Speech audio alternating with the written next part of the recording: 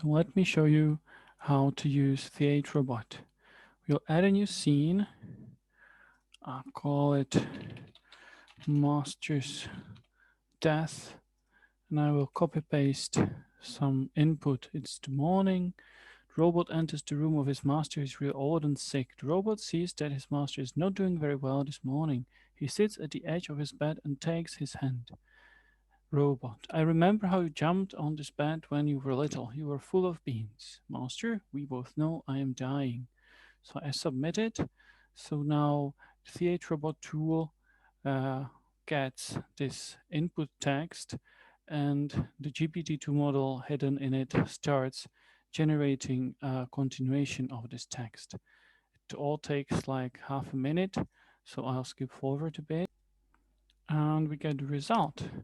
So we can see the input that we entered, and we can see a continuation generated by the model.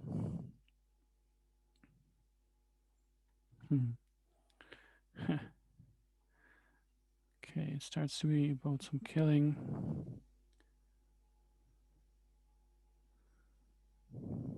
Interesting. And you can also see that it gets automatically translated to Czech language by a machine translation system. Now, the user has several options.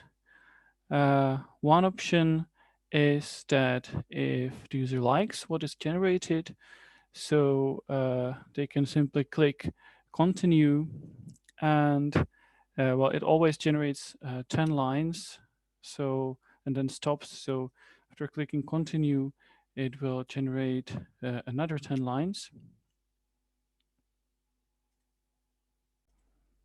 And here is some further output. So the scene now goes on. So we have now 20 lines in the scene. And again, if we like it, we can just continue. If we don't like it, we have further options. Maybe we don't like what was generated. So let's see, we like the first 3 lines, but not the continuation. So we can click the X here, and the text from here on gets deleted, and another option is generated by the model. And so this is the output.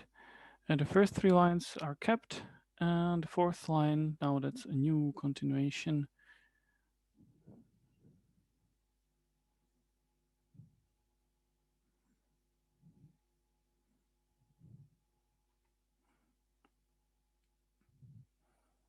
And this is version where repetition is not strictly forbidden, so sometimes the model keeps repeating itself.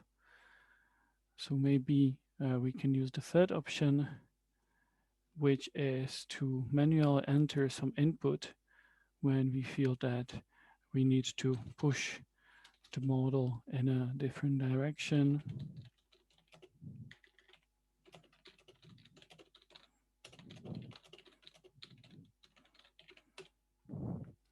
So let's see what the model now generates.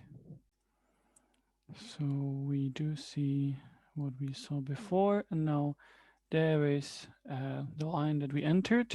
So it's colored gray, similar to the prompt, so that we know that this is manually entered. And the model now picks up the input with this line, and this pushes the generation in another direction. And that's basically everything